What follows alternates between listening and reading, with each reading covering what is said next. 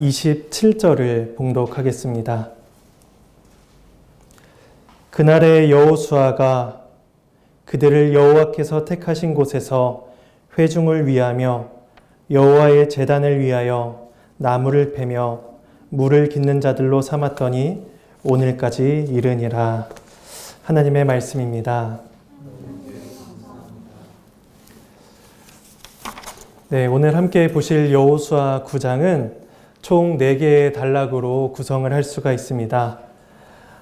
첫 번째 단락은 1절에서 2절 말씀으로 가나안 왕들의 반응입니다. 그리고 3절에서 15절까지 기브온 주민과 이스라엘 간의 조약이 체결되는 단락입니다. 또 세 번째로는 16절에서 21절까지 기브온의 속임수가 드러나는 부분입니다.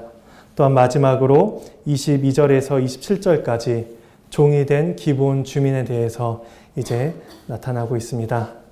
단락을 따라 말씀을 살펴보고 우리에게 주시는 은혜와 적용점들을 우리가 함께 생각해 보도록 하겠습니다. 먼저 1절에서 2절 가나안 왕들의 반응입니다. 여호수아 9장 1절을 보면 가나안 왕들이 모입니다. 보통 가나안 7족속을 이야기하는데 여기서는 이제 6족속만 언급이 되고 있습니다. 그러나 모든 족속이 아마 모였을 것입니다. 이 왕들이 모인 지역을 가리켜서 요단 서쪽 산지와 평지와 레바논 앞 대의 연안에 있는 자들이다 라고 1절에서 말씀을 하고 있습니다. 결국 산지와 평지와 대의 연안이라는 것은 모든 지역의 왕들이 다 모인 것을 뜻합니다. 그들이 어떤 이유로 어떤 목적을 가졌는지 2절에 그 이유를 말씀합니다. 2절 말씀입니다. 모여서 일심으로 여호수아와 이스라엘에 맞서서 싸우려 하더라. 한 마음으로 한 뜻을 가지고 모인 것입니다. 가나안 땅에 7족속이 산다는 것은 그들이 한 민족이 아니라 그들 안에 나름대로의 구분이 있고 군사적인 충돌이나 이해관계가 있다는 것을 뜻합니다. 그런데 2절 말씀에 의하면 일심으로 모였다고 말씀합니다. 그들에게 공동의 구체적인 목적이 생긴 것입니다. 그런데 이들의 태도를 보자면 앞서 우리가 살펴보았던 여호수아 본문에서 나타난 것과는 조금 다른 태도라는 것을 우리가 알게 됩니다. 잠시 여호수아 2장과 5장 말씀을 찾아볼 텐데요. 2장 9절 말씀을 보도록 하겠습니다. 여호수아 2장 9절입니다. 9절과 10절 말씀을 우리가 한 목소리로 읽어보도록 하겠습니다. 9절과 10절입니다. 말하되 여호와께서 이 땅을 너희에게 주신 줄을 내가 아노라. 우리가 너희를 심히 두려워하고 이 땅 주민들이 다 너희 앞에서 간담이 녹나니 이는 너희가 애굽에서 나올 때에 여호와께서 너희 앞에서 홍해의 물을 마르게 하신 일과 너희가 요단 저쪽에 있는 아모리 사람의 두 왕 시온과 옥에게 행한 일, 곧 그들을 전면시킨 일을 우리가 들었음이니라. 네, 한 군데만 더 찾아보도록 하겠습니다. 5장 1절 말씀입니다.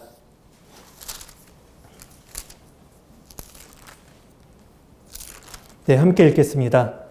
요단 서쪽에 아모리 사람의 모든 왕들과 해변의 가나안 사람의 모든 왕들이 여호와께서 요단물을 이스라엘 자손들 앞에서 말리시고 우리를 건너게 하셨음을 듣고 마음이 녹았고 이스라엘 자손들 때문에 정신을 잃었더라.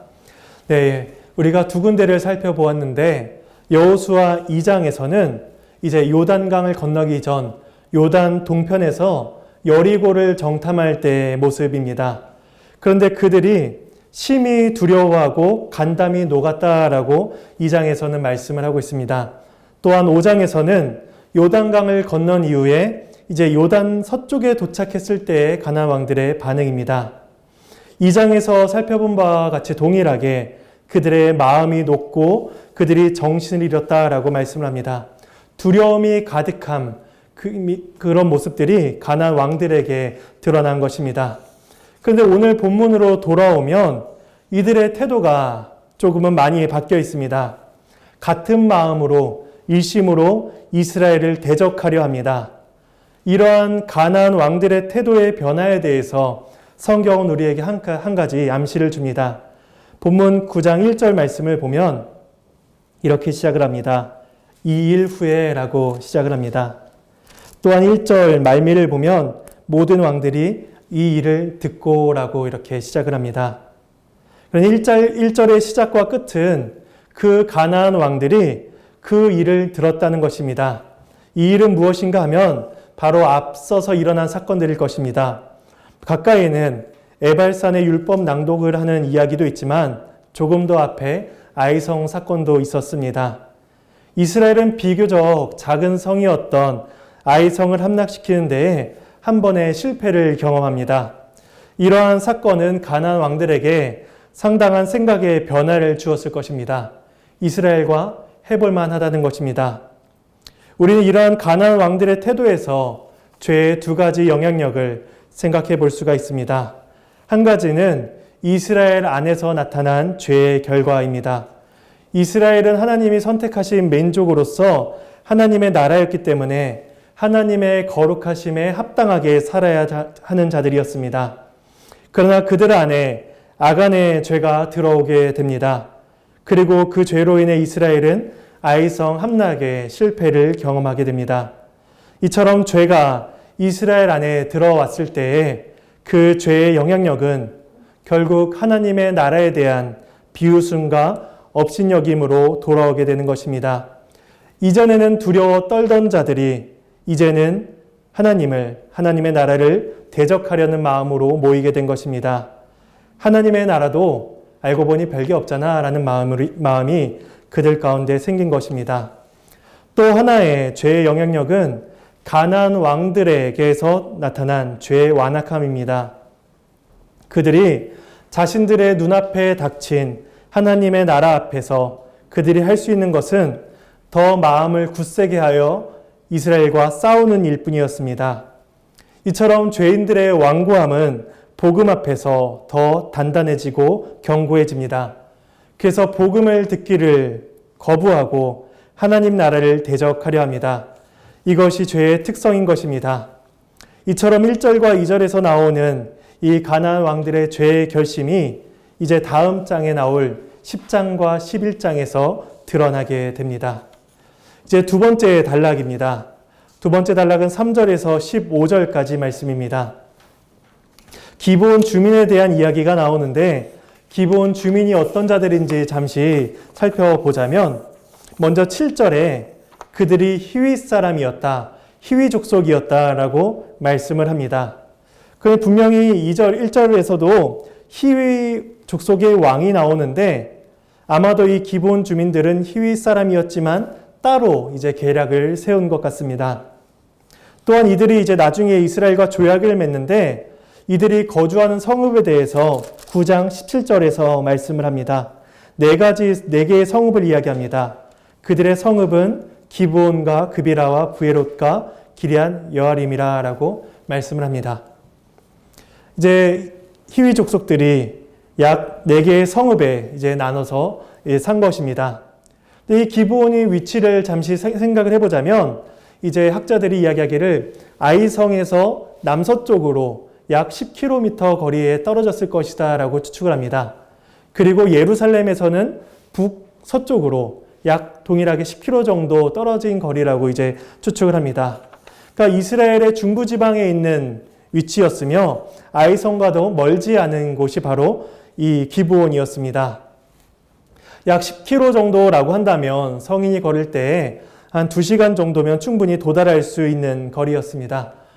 얼마 전에 이제 뉴스에서 우리나라가 공기가 한참 좋았을 때에 이제 인천의 송도 신도시에서 이제 잠실에 있는 롯데타워가 보였다고 이제 뉴스가 나온 것을 보았습니다. 그래서 제가 지도로 거리를 재보니 직선거리로 약 40km 정도가 나오는데 거기서도 충분히 그 거리가 보였다고 하니 이제 10km라는 거리는 굉장히 가까운 거리였음을 우리가 생각을 해볼 수가 있습니다. 이처럼 가까이 있던 이 기브온 민족들이, 주민들이 이제 한 가지 꾀를 냅니다. 그 꾀가 무엇인지 3절에 말씀을 합니다. 헤어진 전대와 찢어져서 꼬맨 포도주 부대, 낡은 신, 낡은 옷, 말라 곰팡이가 생긴 떡, 이런 떡들을 이제 4절과 5절에서 언급을 합니다.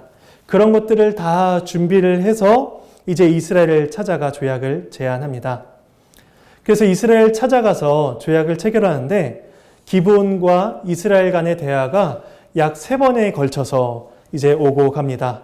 먼저 1차의 대화는 6절에서 7절 말씀입니다. 그들이 기브온이 먼저 이야기합니다. 우리가 먼 나라에서 왔습니다. 이제 우리와 조약을 맺읍시다 라고 이야기를 합니다. 그러자 이스라엘이 대답하기를 너희가 우리 가운데 거주하는 것 같다 라고 대답을 합니다. 이게 첫 번째로 오고 간 대화이며 두 번째로 오고 간 대화는 8절입니다. 우리가 당신의 종입니다 라고 대뜸 이렇게 대답을 합니다. 그러니까 이스라엘 민족들이 물어본 것에 대한 질문이 아니죠.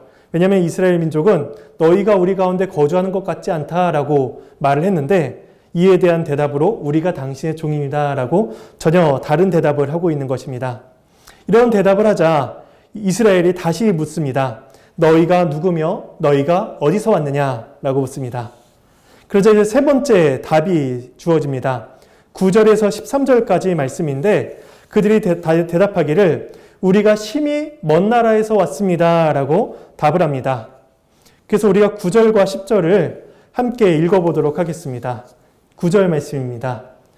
그들이 여호수아에게 대답하되 종들은 당신의 하나님 여호와의 이름으로 말미암아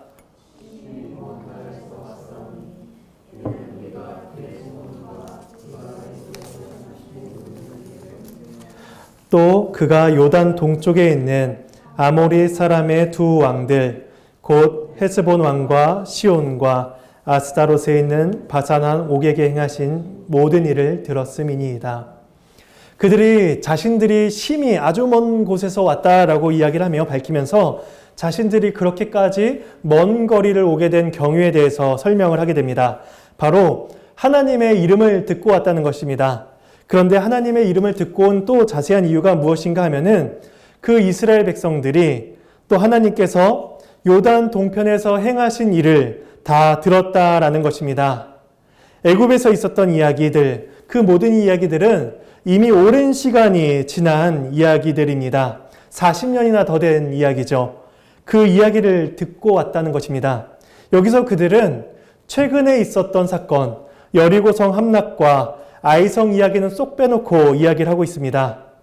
그런데 분명히 3절에서는 그들이 여리고와 아이의 행한 일을 듣고 꾀를 내었다라고 말을 하고 있는데 여기서는 그 사실은 빼고 다른 것으로 근거를 들어서 그들에게 설명을 하고 있는 것입니다. 그들이 왜 이렇게 멀리서 왔다라고 말을 하는지 잠시 성경을 통해서 생각을 해보도록 하겠습니다. 잠시 신명기 20장으로 가보겠습니다.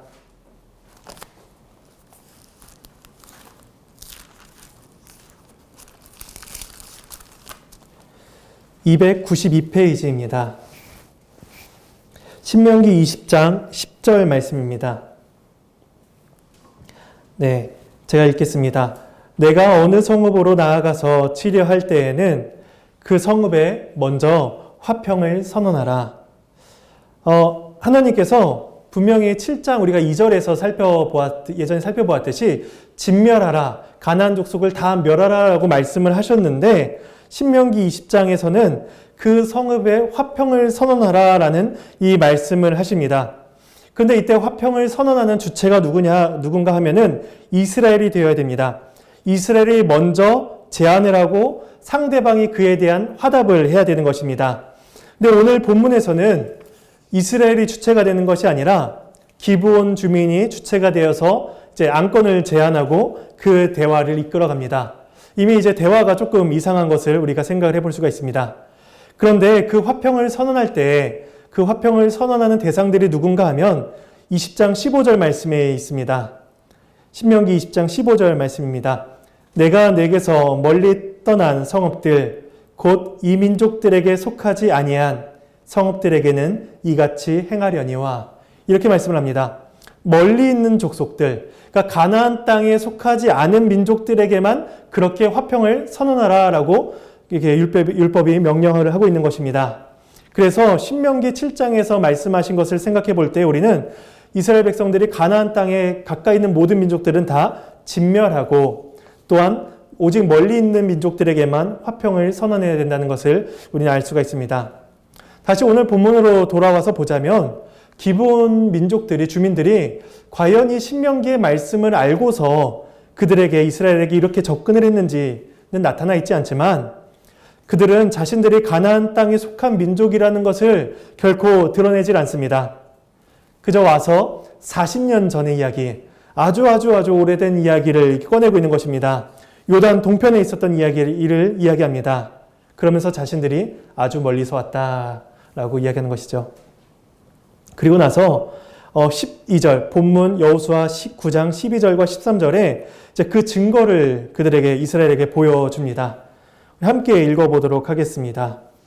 우리의 이 떡은 우리가 당신들에게로 오려고 떠나던 날에 우리들의 집에서 아직도 뜨거운 것을 양식으로 가지고 왔으나 보소서 이제 말랐고 곰팡이가 났으며 또 우리가 포도주를 담은 이 가죽 부대도 새 것이었으나 찢어지게 되었으며 우리의 이 옷과 신도 여행이 매우 길었으므로 낡아졌나이다 한지라.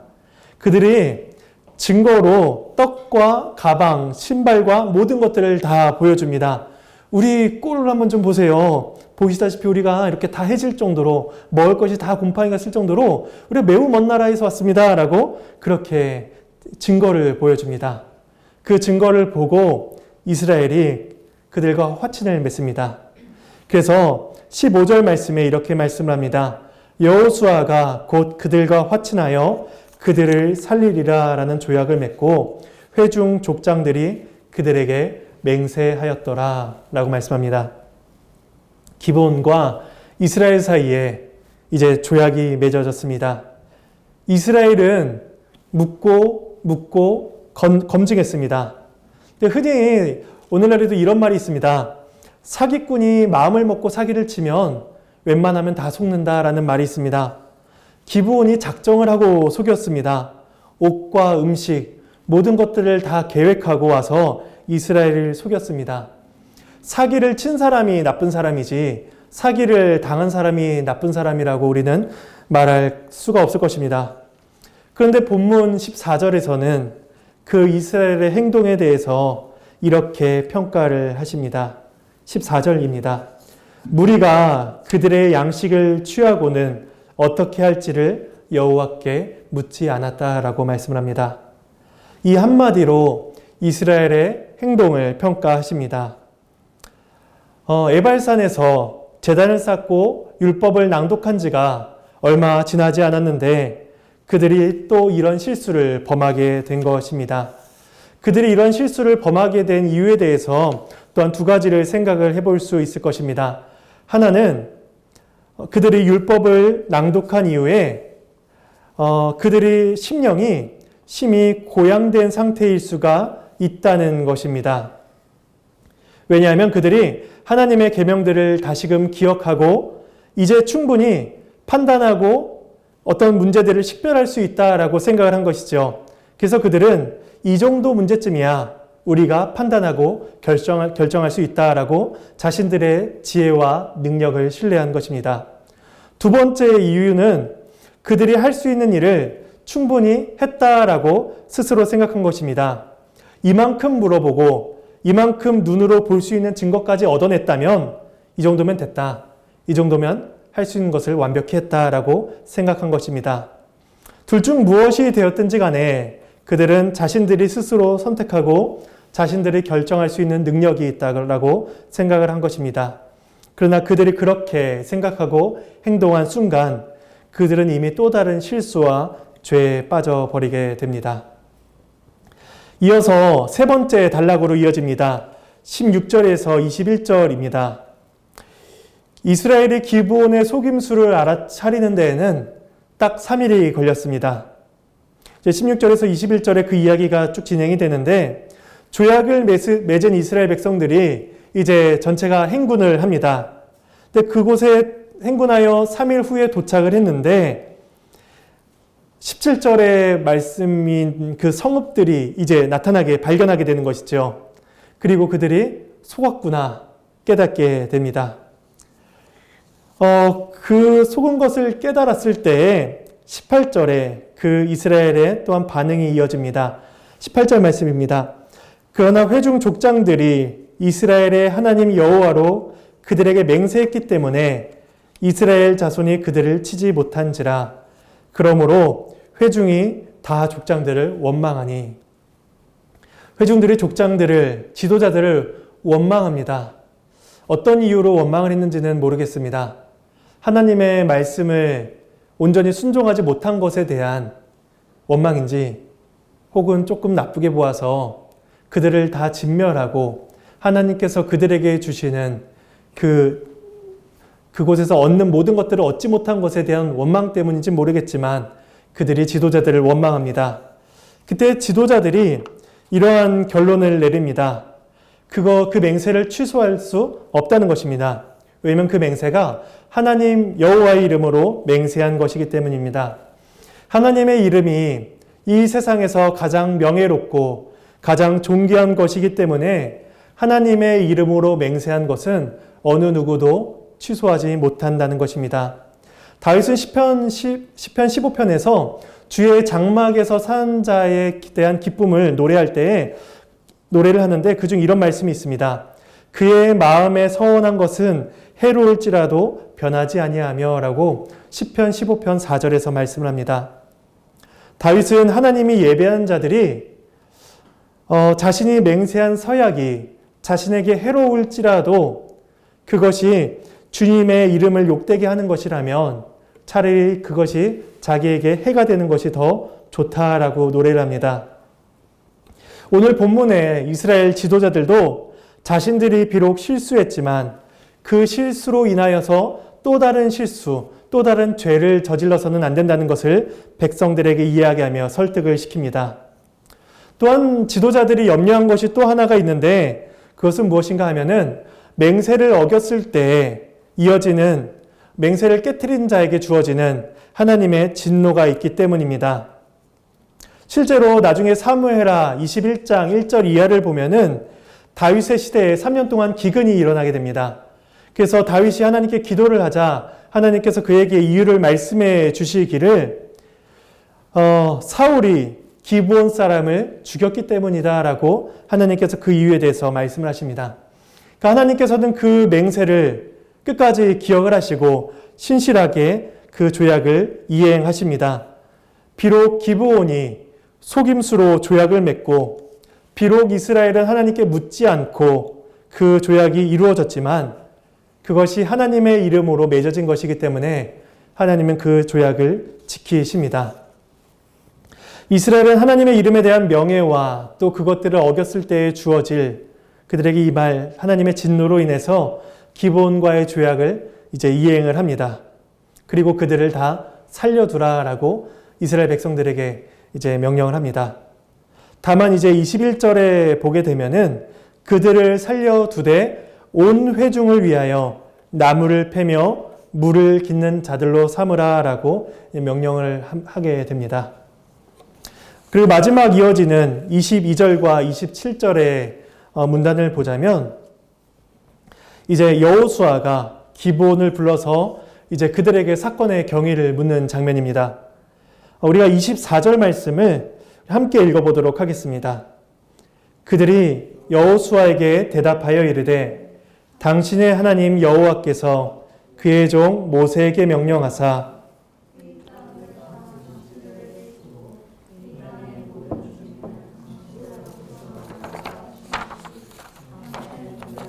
분명히 들림으로 당신들로 말미암아 우리의 목숨을 잃을까 심히 두려워하여 이같이 하였나이다. 기브온 주민들이 이제 낱낱이 다 여호수아에게 이유를 고백을 합니다. 하나님께서 모세에게 하신 명령을 다 들었다라고 합니다. 또한 모든 민족을 다 진멸할 것이다 라는 말씀도 알고 있습니다. 그래서 그들은 목숨을 잃을까 하는 두려움에 거짓으로 이스라엘에게 접근을 합니다. 그리고 급하게 조약을 맺습니다. 그러니까 죽음에 대한 두려움이 기브온을 이스라엘로 이끈 것입니다. 그러나 그들은 언약을 맺는 데 있어서 진실성, 성실성을 다 상실하였습니다. 그래서 하나님께서는 하나님의 이름으로 맺어진 조약은 인정을 해주시지만 또한 거짓으로 맺어진 그들의 조약에 대해서는, 그들의 행동에 대해서는 벌을 내리십니다. 그래서 23절 말씀을 보면 여호수아가 그들에게 저주를 합니다. 그러므로 너희가 저주를 받나니 너희가 대를 이어 종이 되어 다 내 하나님의 집을 위하여 나무를 패며 물을 깃는 자가 되리라 하니, 이제 기브온 주민이 다 저주를 받아서 이스라엘의 종이 됩니다. 대대로 모든 후손들이 하나님의 집을 위하여 나무를 패며 물을 깃는 자가 됩니다. 27절 말씀도 그 이야기가 동일하게 반복이 됩니다. 27절 말씀입니다. 그날에 여호수아가 그들을 여호와께서 택하신 곳에서 회중을 위하며 여호와의 제단을 위하여 나무를 패며 물을 깃는 자들로 삼았더니 오늘까지 이르니라. 기브온이 이스라엘의 종이 됩니다. 그리고 이 여호수아서가 써지는 그날까지, 오늘날까지도 여전히 종으로 살았다라는 말씀으로 오늘 본문이 끝맺혀지게 됩니다. 우리 이런 본문의 내용을 통해서 우리에게 주시는 말씀의 적용점을 세 가지로 생각을 해보도록 하겠습니다. 첫 번째는 하나님의 교회를 향한 세상의 태도는 공개적인 공격만 존재하는 것이 아니다라는 사실입니다. 1절과 2절에서 가나안 땅의 왕들은 하나님의 나라를 대적하며 싸우려고 준비합니다. 이것은 누가 보기에도 위협적인 것이며 누가 보기에도 겉으로 드러나는 적대적인 행동입니다. 그런 태도를 보게 된다면 누구나 조심하고 누구나 준비를 하게 될 것입니다. 근데 오늘 본문에서 정작 이스라엘을 넘어뜨리게 하는 것은 무엇인가 하면은 3절부터 나오는 기브온의 속임수였습니다. 그들의 속임수는 철저히 계획된 것이고 준비된 것으로 여호수아와 이스라엘의 모든 민족들을 속이기에 충분한 것이었습니다. 이스라엘은 율법을 낭독하고 언약을 재확인했지만 그들에게 다가온 속임수에 금세 넘어지고 맙니다. 이처럼 하나님의 백성, 하나님의 교회를 향한 악한 마귀의 공격과 모든 핍박은 이처럼 핍박과 공격으로 나타나기도 하지만 상당 부분 속임수로 우리에게 다가옵니다. 우리를 안심시키며 괜찮다라고 생각이 들게 합니다. 그래서 우리가 우리의 삶을 돌아보며 우리가 죄 가운데 넘어진 경우를 생각을 해보자면 우리가 압박과 어떠한 괴로움으로 죄의 유혹에 넘어지기보다 이 정도면 괜찮다라고 생각할 때 우리는 죄에 넘어질 때가 많이 있습니다. 이처럼 우리는 하나님의 백성을 넘어뜨리려 하는 악한 영의 공격에 주의하며 깨어 있어야 하는 것입니다. 두 번째는 여호수아의 말 속에서 죄를 선으로 바꾸시는 하나님의 은혜를 우리는 바라보게 됩니다. 기브온은 속임수로 다가왔습니다. 이스라엘은 하나님께 묻지 않고 스스로 선택하는 선택권을 그들이 쥐게 됩니다. 그로 인해 기브온은 대대손손 종이 되었으며 이스라엘은 기브온이라는 존재를 평생 그들 가운데 안고 살아야 되는 그러한 상황이 되어버렸습니다. 죄와 죄가 만나서 죄를 낳게 된 것입니다. 그런데 하나님께서 그 가운데에도 그들 가운데 은혜를 베푸십니다. 본문 21절에는 이스라엘 족장들이 한 이야기가 나옵니다. 족장들은 말을 하기를 온 회중을 위하여 나무를 패며 물을 깃는 자가 되라 라고 말씀을 하고 있습니다. 이스라엘 백성을 위한 종이 되라 라고 이렇게 이야기하는 것이죠. 그런데 23절과 27절에서 살펴본 여호수아의 명령은 조금 다르게 주어집니다. 23절에는 내 하나님의 집을 위하여 라고 이야기합니다. 또한 27절에서는 여호와께서 택하신 곳에서 회중을 위하며 여호와의 제단을 위하여 라고 말씀을 합니다. 하나님의 집이라는 것은 여호수아 당시의 성막을 가리킵니다. 성막에서는 하나님을 위한 제사가 이루어지고 그 제사를 위한 나무와 물이 많이 필요한 것입니다. 본래는 레위인들이 해야 되는 일이었습니다. 그런데 기브온 주민이 이제 그 일을 하게 되므로 레위인의 손을 조금은 덜어주게 된 것입니다. 이 일은 이처럼 레위인들에게 도움이 된 것이었지만 동시에 기브온 주민에게도 도움이 되는 일이었습니다. 기브온 백성들은 평생을 이방 문화 가운데 살다가 이제 이스라엘의 종이 됩니다. 그리고 이스라엘의 종이 되어 하나님의 성막을 섬기게 됩니다. 그러니까 종으로 살게 되지만, 저주를 받아 종으로 살게 되지만, 미묘하게도 이스라엘의 제사와 정결 의식이 이루어지는 그 현장 가운데 그들이 살게 된 것입니다. 그들은 그러한 시간들을 통해서 하나님에 대한 신앙을 배울 수 있었을 것입니다. 이처럼 하나님께서는 죄로 점철되는 이 세상의 역사와 사건 속에서도 이스라엘을 저버리지 않으십니다. 그들의 잘못된 선택 가운데서도 바른 길을 열어주셔서 이제 하나님의 나라가 세워지게 하십니다. 그래서 하나님의 나라는 연약한 인간에 의해서 좌절되는 것이 아니라 하나님의 지혜와 권능으로, 능력으로, 섭리로 더욱더 강성하게 세워져 가는 것입니다. 마지막 세 번째 적용점은 두 번째 적용점을 통해서 이어서 생각을 해볼 수가 있습니다. 그것은 무엇인가 하면은 하나님께서 우리에게 주시는 은혜의 방편이 무엇인가 라는 것입니다. 하나님께서는 기브온 주민을 통해서 성막에서 하나님의 집을 위해 일하게 하십니다. 그래서 기브온 주민들은 몸으로 성막을 위해서 일하고 있지만 그들의 눈과 귀를 열어서 하나님에 대한 지식과 믿음을 갖게 하십니다. 정결 예식을 통해서 죄인인 인간이 하나님께 스스로 나아갈 수 없다는 사실을 그들은 눈으로 보고 귀로 듣게 되었을 것입니다. 그래서 이스라엘이 소망하던 그 소망을 기브온 주민도 동일하게 갖게 되었을 것입니다. 그래서 나중에 에스라를 보게 되면은 이 기브온 주민이 그대로 또한 언급이 됩니다. 함께 성벽을 재건하며 또한 포로로 귀환하는 그들의 이름 가운데 기브온 주민이 계속해서 언급이 되고 있는 것을 우리는 알 수가 있습니다. 이처럼 오늘날에도 하나님께서는 하나님을 알고 은혜를 받는 은혜의 방편들을 우리에게 마련을 해주셨습니다. 그것은 바로 말씀입니다. 하나님을 알 수 있는 가장 좋은 방법은 하나님의 말씀을 듣고 배우는 것입니다. 믿음이 흔들릴 때에 믿음을 견고하게 해주는 가장 좋은 방법은 하나님의 말씀을 듣는 것입니다. 신앙이 없을 때에 말씀으로 나와야 하며 믿음이 자랐을 때에 또한 말씀으로 나와야 하는 것입니다. 하나님께서는 귀에 들리는 말씀과 눈에 보이는 말씀인 성례를 통하여서 우리에게 은혜를 베푸십니다. 마귀의 유혹으로부터 우리 자신을 지키는 일, 악을 선으로 바꾸는 일, 말씀의 은혜를 받는 일, 이것은 모두 다 우리가 우리 스스로 할 수 있는 일이 아닙니다. 우린 늘 연약하여서 언제나 죄를 짓기 쉽습니다.